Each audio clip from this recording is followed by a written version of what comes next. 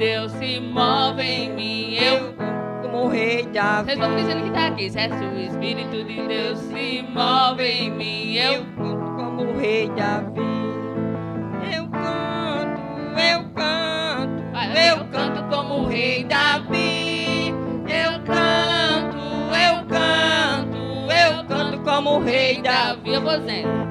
Se o Espírito de Deus se move em mim, eu oro como o rei Davi. Se o Espírito de Deus se move em mim, eu danço como o rei Davi. Cuidado com isso aí. Se o Espírito de Deus se move em mim, eu danço como o rei Davi. Eu danço como o rei Davi. Eu danço como o rei Davi. Amém? Amém. Quem gostou, diga amém. Amém. Baixemos nossas frontes para orarmos a nosso Deus. Senhor Deus que está no céu, gratos estamos, Senhor, por mais um dia estar na Tua presença. Amém. Por mais um dia de saúde, que podemos estar aqui na Tua casa. Venha abençoar todos que estão aqui nesta manhã, aqueles que não estão, aqueles que estão em suas casas. Amém. Que o Senhor se faça presente na vida de cada um. Abençoa o estudo da Tua palavra, que irá se iniciar neste momento. Possamos aprender mais e mais sobre Ti. Nos abençoa, permanece conosco, é o que pedimos e agradecemos, em nome de Jesus. Amém. A Ele a glória,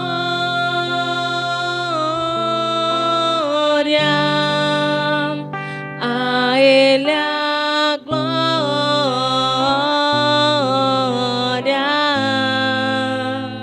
a Ele a glória,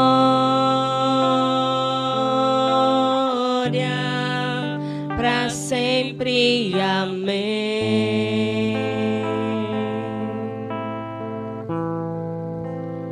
A Ele a glória,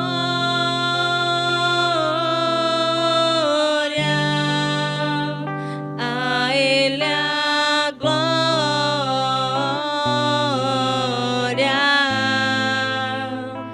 a Ele a glória,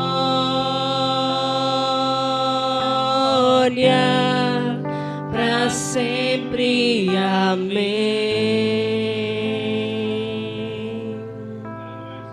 Amém. Amém, Jesus. Glória a Deus. Santo Deus, obrigado por mais uma vez estarmos reunidos aqui para estudar a Tua palavra. Venha abençoar, Senhor Deus, cada pessoa em suas necessidades, seja elas materiais ou espirituais. Abençoa, Deus, aquelas pessoas, ó Pai, que estão enlutadas, que perderam seus entes queridos, seus familiares. Dá as forças, ó Deus, para que eles possam superar esse momento de dor e do luto. Nos ajuda, Pai, nos encoraja, nos dá força para resolvermos os problemas de nossa vida, pois nós sabemos que enquanto há vida há esperança. Quantos não tiveram oportunidade e a chance, Senhor Deus, de tratar, de se cuidar, e abençoa aqueles que podem para que possam fazer isso. Abençoa os nossos irmãos, as pessoas que estão ali no Rio Grande do Sul, também que perderam seus entes queridos, e outros que perderam seus bens materiais, claro que é o de menos, mas que o Senhor possa chegar lá, levar anjos como o Senhor já tem levado, levando o Senhor deu alimento e abrigo para aquelas pessoas. Vem cuidar de cada um de nós, é o que nós oramos, agradecidos, e já te pedimos, desde já também te agradecemos, em nome de Jesus. Amém. Aleluia. A lição dessa semana, expondo o falso ensino. É uma lição bem complexa também. Vamos para o verso-chave. Gostaria que eles lessem o verso-chave. 1 João 4, 1 e 2. 4, 1 e 2. 1 João. 4, 1 e 2. Amados, não creiais a todo o Espírito, mas provai se os Espíritos são de Deus, porque já são muitos falsos profetas que se têm levantado no mundo. Nisto conhecereis o Espírito de Deus. Todo o Espírito que confessa que Jesus Cristo veio em carne é de Deus. O segredo para a interpretação daqui da carta de João, para a gente contextualizar, e depois a gente vai trazer as aplicações, que a gente gosta muito de fazer as aplicações, mas sem focar no texto original.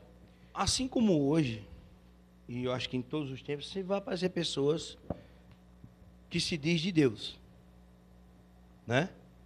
Trazendo um ensino falso, mas em nome de Jesus. Quantas pessoas estão aí pregando, falando em nome de Deus, mas trazendo doutrinas falsas que não estão na Bíblia?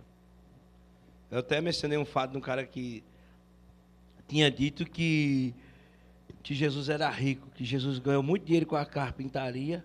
Isso era na rede social. E depois comprou uma casa de praia. Jesus era o fraco, Jesus com a casa de praia, né? E aí a gente olhando para esse versículo, o cara está falando em nome de Deus. E a gente tende a acreditar porque ele está falando em nome de Jesus. Mas a lei traz um falso ensino. E na época de João, não era diferente. Mas qual é o falso ensino? Como é que... a ideia aqui é prove se aquele espírito é de Deus ou não. E na época de João, como é que poderia provar que aquele espírito era de Deus ou não? Se confessasse que Jesus veio em carne. Porque na época de João, havia uma doutrina que Jesus não tinha se feito homem. Porque segundo esse ponto de vista, né, essa crença, um Deus não poderia assumir uma forma de um homem. Seria um declínio, seria... Como é que eu ouvi uma palavra que o pastor André trouxe na outra lição e agora esqueci. Mas seria tipo um retrocesso. Ele não podia assumir forma corruptível, que se corrompia. Então tinha essa defesa. Aí João chega e diz: ei, tem muitos aí no meio de vocês se dizendo de Cristo, são falsos profetas. É o espírito do anticristo que reina neles, que é o anticristo, aquele que se põe contra Jesus, no sentido de anti, quer dizer, contrário a Cristo. E esse anticristo, ele está trazendo ensinamentos falsos. E aí é o seguinte, você tem que provar. E como é que eu posso provar se ele é de Deus ou não? Se ele confessar que Jesus, mesmo sendo 100% Deus, ele também se tornou 100% humano. Ele se tornou carne. Ele assumiu, ele se encarnou. E é a base da doutrina. Ele nasceu como bebê.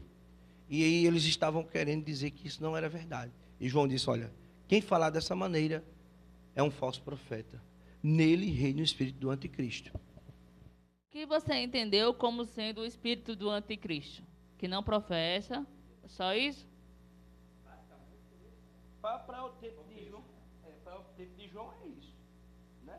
E para os nossos dias atuais? Aí a gente pode pensar em várias outras coisas que vai contra a palavra de Deus. Movido pelo Espírito, pelo mesmo sentimento, pela mesma inclinação, não é? Daquele que se opõe e aquele que se coloca contra Deus, contra Jesus. Se você busca a Deus, porque às vezes você não sabe ler, enfim, por alguma razão você não tem o conhecimento, e você buscando sempre a Deus, o Espírito Santo também dá o discernimento, e você, quando vê algo, achar estranho. Se você buscar sempre a Deus de coração, você vai perceber, quando o cara fala alguma coisa, mesmo falando, usando o nome de Deus, mas fala algo que é distorcido, alguma coisa te toca, que é o Espírito Santo que dá o discernimento. É um dom, né? Dom de discernimento. Por exemplo, a Bíblia fala de 2 ressurreições, né? E aí aparece um grupo de pessoas, do qual muitos de nós aqui já fizemos parte, e nós sabemos que fala de uma 3ª ressurreição, que aquela ressurreição é próprio de um grupo de pessoas, que vai ressuscitar. Aí a gente olha para o seguinte, não está na Bíblia. E agora? Primeiro, a gente tem aquela estranheza. Eu acho que o que o irmão está falando é a questão da estranheza. O Espírito Santo coloca na sua cabeça para você ficar logo com um grilo. Até algo estranho. Fogo estranho. Né? Um grilo na cabeça. Aí depois vem aquela história de que um grupo de pessoas, de pioneiros, de profetas, só daquela época vão ressuscitar, ter o privilégio de ressuscitar. Segundo, você não confirma com o texto bíblico. Ah, mas tem muitas outras coisas na Bíblia que é igual que aquele profeta, aquele grupo específico está falando. É aquela questão. Vai ter verdade misturada com... Eu acredito que em João também aqui tinha verdades misturada com falso. As pessoas estavam pregando Jesus, que era o Salvador talvez, mas dizendo que ele não tinha se encarnado. Então, assim, prove, se não confessar que Jesus vem em carne, não é de Deus. Ora, se confessar alguma coisa que está fora da Bíblia, não é de Deus. Então, precisa pedir a Deus esse discernimento. Por mais que não se tenha conhecimento, como eu falei da Bíblia, por alguma razão, enfim, não vem ao caso, mas a gente sente que tem algo estranho, é um discernimento do Espírito Santo. Agora, se a pessoa não busca Deus, se a pessoa é totalmente mundana, acredita. Aí eu digo de buscar. Ser espiritual. Se você não tiver nada espiritual seu, que busca Deus, então você acaba embarcando e conta essa história para frente e a mentira que vai virar uma verdade para muita gente, né? Quer dizer o quê? Que pelo texto aqui, o espírito do anticristo, ele já é o espírito que vai contra, como o João falou, tudo que é de Deus, a palavra de Deus, e ele já vem de muito tempo, né? O espírito do anticristo, não é de hoje. Porque as pessoas aqui confundem com o anticristo e o espírito do anticristo. Foi o que o pastor fez, né? Ele usou esse texto para levar para uma outra direção. Entendeu o que eu disse? Escutou o que eu disse? Então, assim, é uma coisa que já vem. Esse espírito que vai contra as coisas de Deus, já vem de muito tempo, desde aquela época, né? Até os dias de hoje. Aqui diz o seguinte, discernindo o espírito, tema, né? Discernimento de espírito é essencial à igreja para que possa julgar com sabedoria entre o falso e o verdadeiro evangelho. Então, aí, o discernimento de espírito está listado como dom, mas não pode ser visto como algo que apenas deva ser exercido por um grupo seleto de pessoas.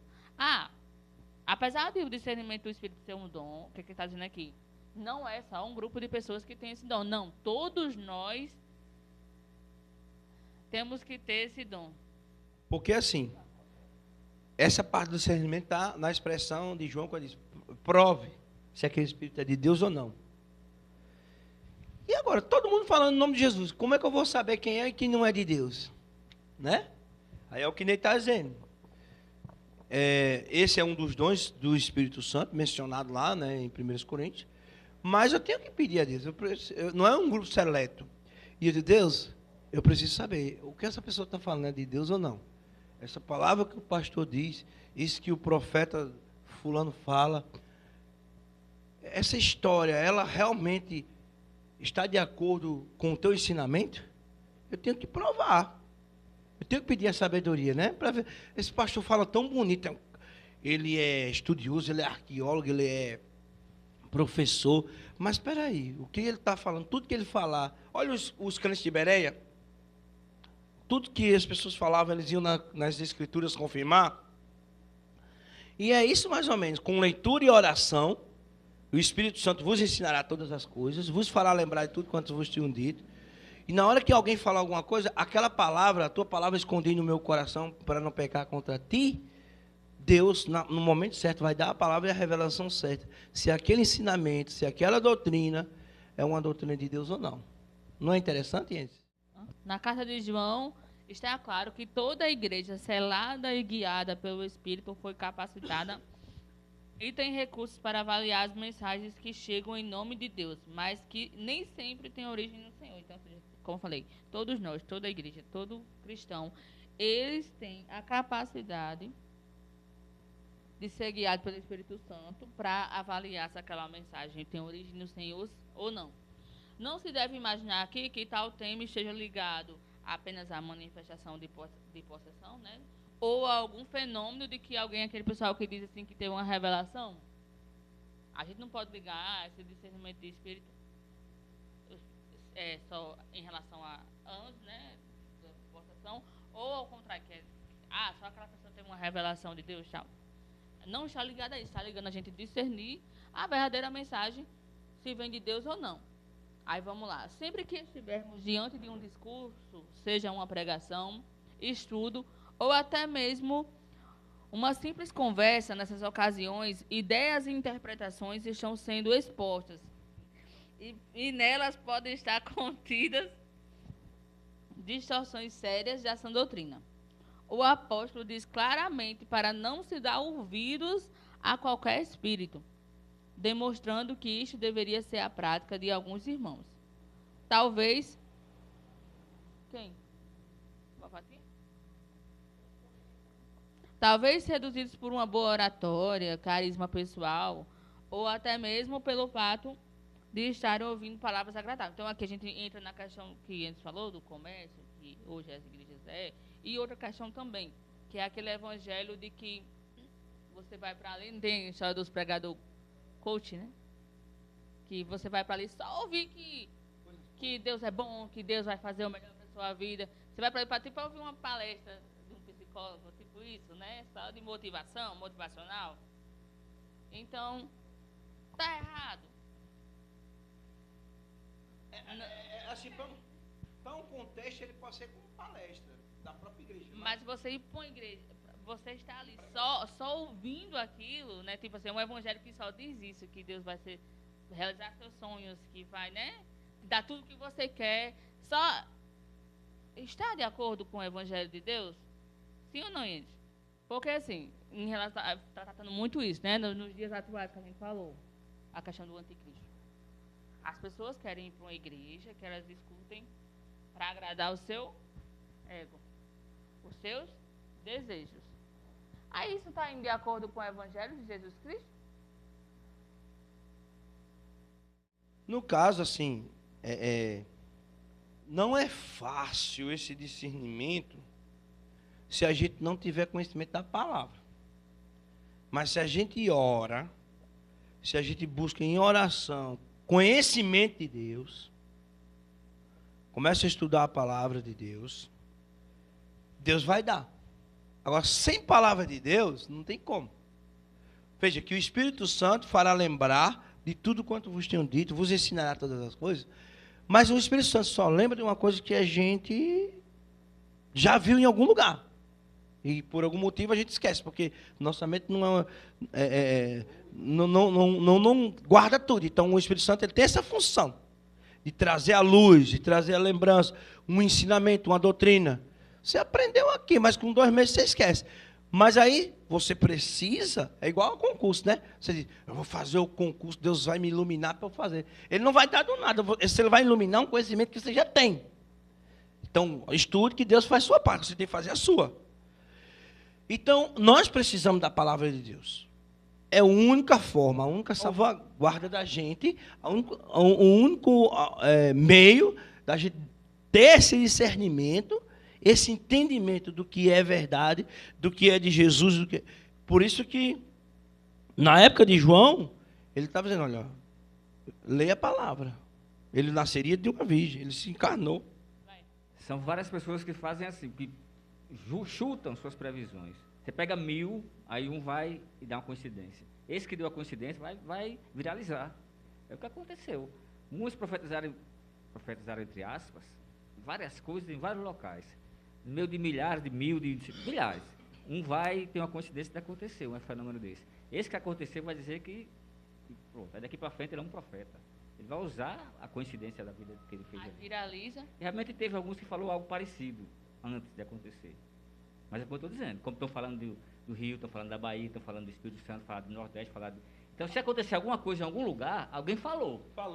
E vai dar coisa dele. Quem é o premiado, como diz a história, o premiado é que vai viralizar e vai ser o da vez, né? Procura a quantidade de pessoas que falam do Rio de Janeiro. Procura a quantidade de pessoas que falam sobre a questão da impiedade do Rio de Janeiro, do funk, da promiscuidade, da questão das drogas, da bandidagem no Rio de Janeiro. Procura. Como de ciência. Se um dia alguma coisa acontecer no Rio de Janeiro, olha... Porque quanta gente não fala que aqui... Então, gente, é discernimento mesmo. É discernimento dos espíritos, da mensagem, se vem de Deus, se não vem... Aí diz até assim, mesmo que uma mensagem, a gente falou algumas mensagens que a gente vê logo claramente que não é de Deus, né? Mas também tem aquelas mensagens que parece que é de Deus. Mesmo que ela tenha uma roupagem bonita, ela precisa ser julgada à luz de quê? Das Escrituras. Por exemplo, uma pessoa que não tem conhecimento bíblico chega numa igreja para ouvir que Jesus era carpinteiro, fez uma casa de praia. Se ela não tiver conhecimento nenhum bíblico, ela acha aquilo lindo, maravilhoso. É uma mensagem bonita. Né? Quem é que não quer ouvir? Eu lembro como se fosse hoje. Estava tendo um estudo bíblico, estava tendo um estudo bíblico lá, não sei se vão lembrar não, lá na igreja, eu não vou citar o nome aqui, mas também aqui, sobre da questão da prosperidade. Aí a gente foi assistir para ver como é que era, né? Aí lá, eles estavam usando o verso, que Jesus tomou sobre si, na cruz, né? Que Jesus tinha levado na cruz todas as nossas enfermidades, todas as nossas doenças, o pecado. Quando Jesus levou na cruz, quando Jesus morreu na cruz, ele carregou tudo. Ou seja, que nós não deveríamos mais sofrer com nada disso, porque Jesus levou tudo na cruz, pagou tudo na cruz. E é uma mensagem muito bonita, as pessoas ficavam olhando e realmente é muito bonito, né? Jesus levou tudo na cruz. Então hoje eu não posso aceitar ser doente, eu não posso aceitar sofrer, porque Jesus carregou tudo na cruz. A mensagem é bonita e as pessoas acreditam. E a gente se meteu no meio. Aí a gente perguntou, mas aí Jó? Aí ela citou que citou que o Velho Testamento era o Velho Testamento, o Novo Testamento foi que Jesus levou tudo na cruz. Aí a gente foi e perguntou mais ainda. Aí quer dizer que o Deus do Velho Testamento não é o mesmo Deus do Novo, não? Aí, minha filha, os irmãos lá do estudo bíblico que já estavam com aquela mensagem impregnada na cabeça, começaram a brigar com nós e nós resolvemos se calar, porque a gente viu que não ia conseguir convencer ninguém, porque todos estavam convencidos daquilo. Mas é interessante, porque é exatamente a doutrina da prosperidade não se sustenta no novo, ela se sustenta no velho. Todas as pessoas que usam o ensinamento da doutrina da prosperidade usam. José, que foi próspero, Daniel, que foi próspero em Babilônia. Então, é muito fácil. Aí você ter ficado no novo, porque Jesus, até o jumentinho foi emprestado para entrar lá em Jerusalém. Então, Jesus, ele não tinha nada, ele era abnegado. Os discípulos, tudo que eles tinham, eles doavam. Nada eram deles. E eles viviam das ofertas. Eles poderiam dizer assim, não precisamos das ofertas de vocês não, que nós já somos abastados, nós já somos empresários, nós já temos do que viver, nós não precisamos de oferta de ninguém. Não, eles eram assim, também, pobres. Essa é a palavra. E outra coisa, observe, que a prosperidade está nos reis, como Salomão, está nos grandes homens, que assumiram cargos importantes, no velho. Só que Jesus não é da elite em nenhum momento do novo. Você tinha o governador, você tinha o imperador. Jesus era o quê? Da carpintaria. E aí você vê um apóstolo ali em Atos 6, mais ou menos, que morreu, que sofreu. Jesus salvou Pedro. Mas esse daí, que é na mesma história, ele não salvou. Eu esqueci o nome do apóstolo. Então, o que acontece? Ora, no novo, não tem justificativa. Então é o seguinte, quando é para justificar o interesse, que é conveniência, sobre a doutrina da prosperidade, vocês vão para o velho. Aí quando eu dou um exemplo de Jó, que é do velho, não, aí no novo é diferente. Será que Jó não foi salvo por mesmo Jesus? Quer dizer que Jó, olha aí entra naquele negócio. É uma estranheza. Jó não foi salvo por Jesus, não? Mesmo Jesus tendo morrido depois? Deus não levou as cargas de Jó, não o sofrimento de Jó, não? Não, pense, se hoje você tivesse que aceitar uma crença dessa, você está começando a estudar a Bíblia. Quando alguém chegasse para você e dissesse, não, Jó é no Velho Testamento. Jó sofreu, mas foi no Velho, não tem nada a ver com o Novo. Aí, primeira coisa, o Jesus que carregou as minhas culpas, as minhas dores, os meus sofrimentos, não é o mesmo que carregou as culpas, os sofrimentos e as dores de Jó, não. O mundo não apresenta resistência a uma mensagem que afaga seu ego, sem denunciar seu pecado e desafiar a mudança de vida. A cruz renúncia, rompimento com o pecado e uma vida de santificação não é chamativa e nem atraente. Por isso, o mundo naturalmente rejeita a mensagem do Evangelho e abraça qualquer teologia que lhe satisfaça seus desejos e seus caprichos. Uma coisa também que as pessoas também estão colocando na cabeça. É meio que assim. Se o Deus é amor, é um Deus tão amoroso, por que ele vai salvar uns e outros não? Não é assim que a mensagem que hoje o pessoal quer passar? É bem assim.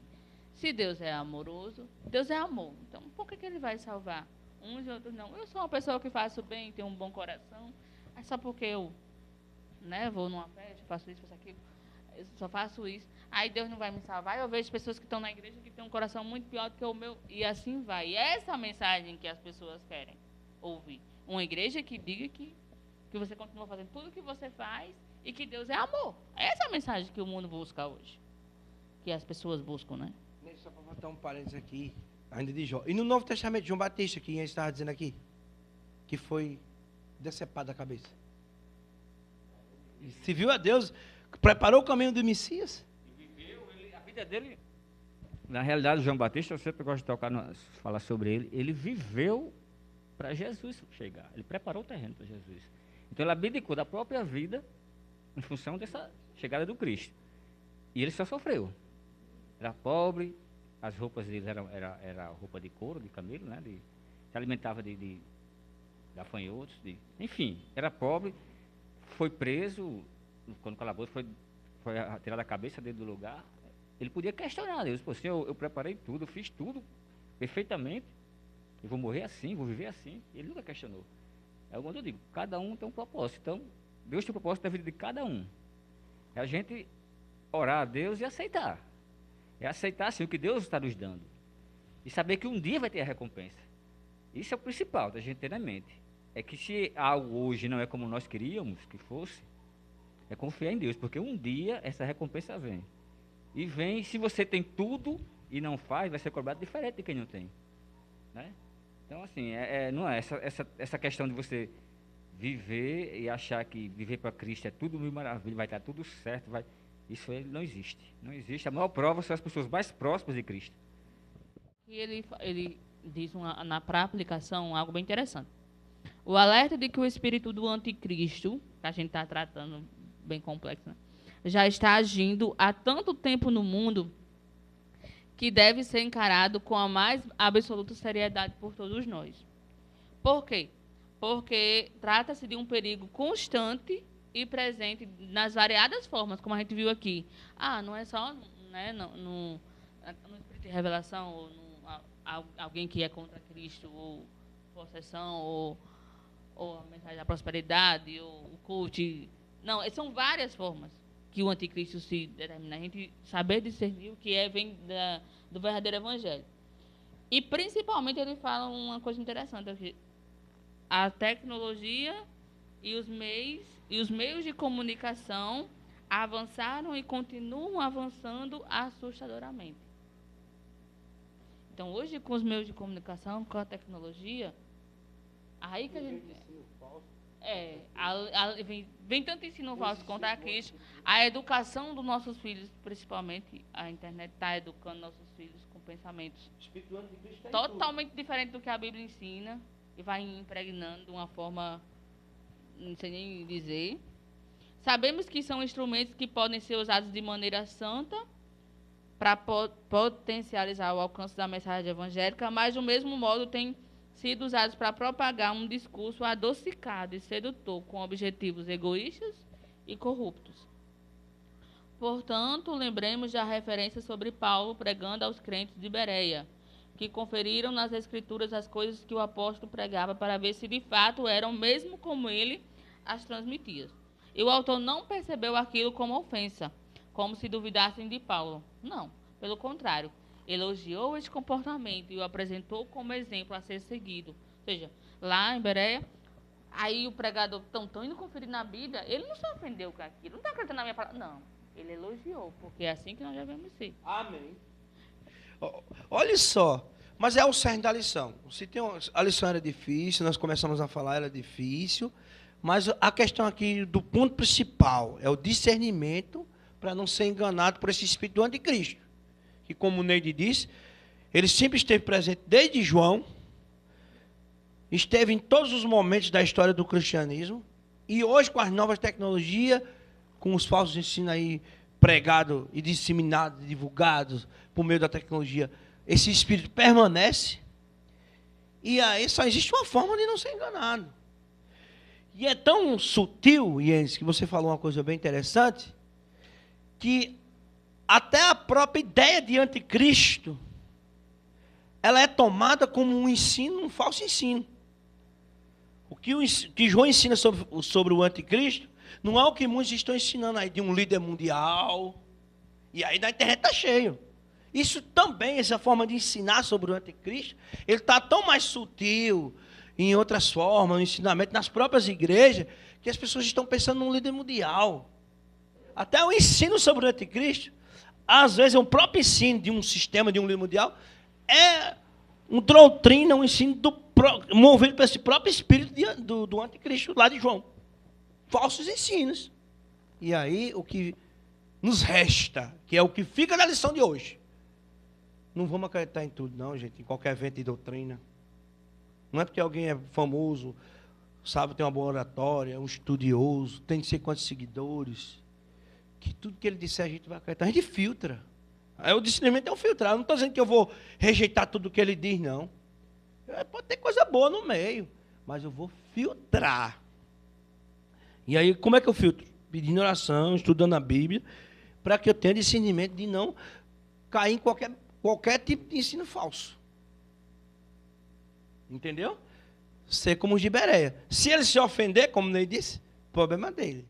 Os mistérios de Deus, que são nos revelados, esses sim nós devemos nos agarrar a eles. Deus se revela para o ser humano. Mas aqueles que não são, a gente só aceita pela fé. Porque Deus é um oceano. E nós somos o quê?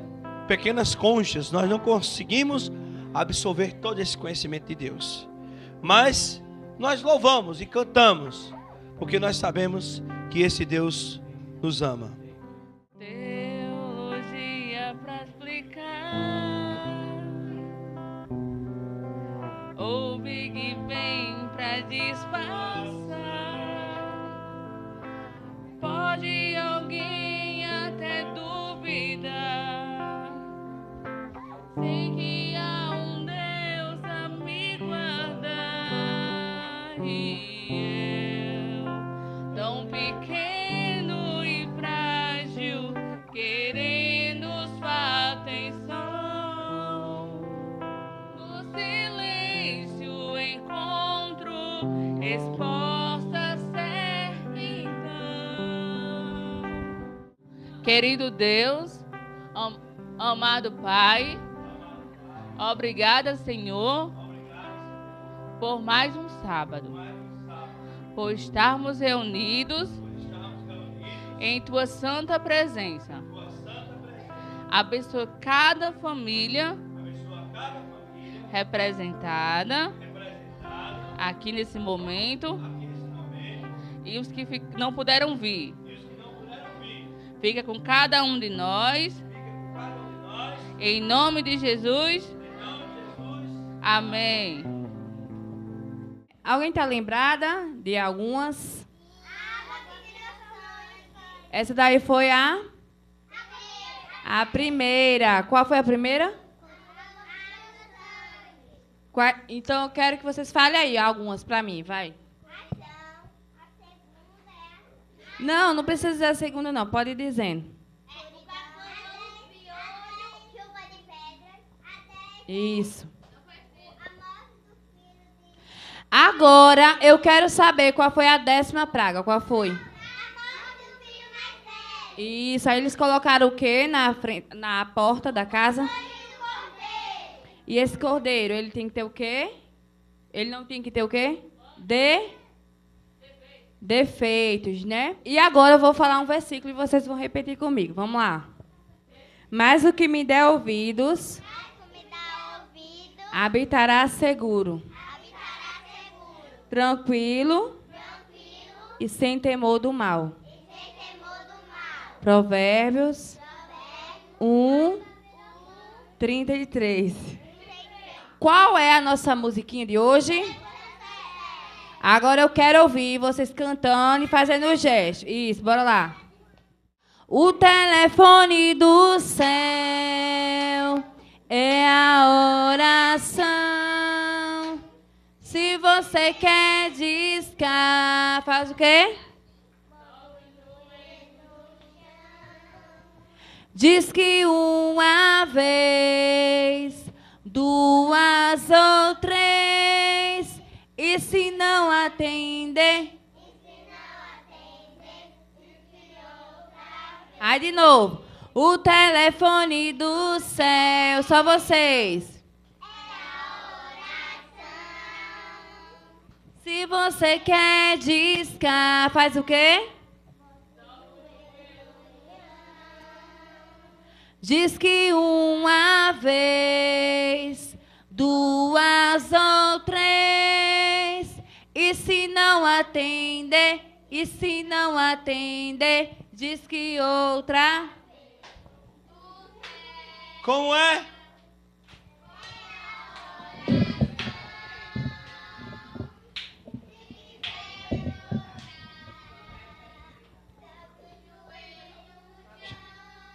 Vamos lá.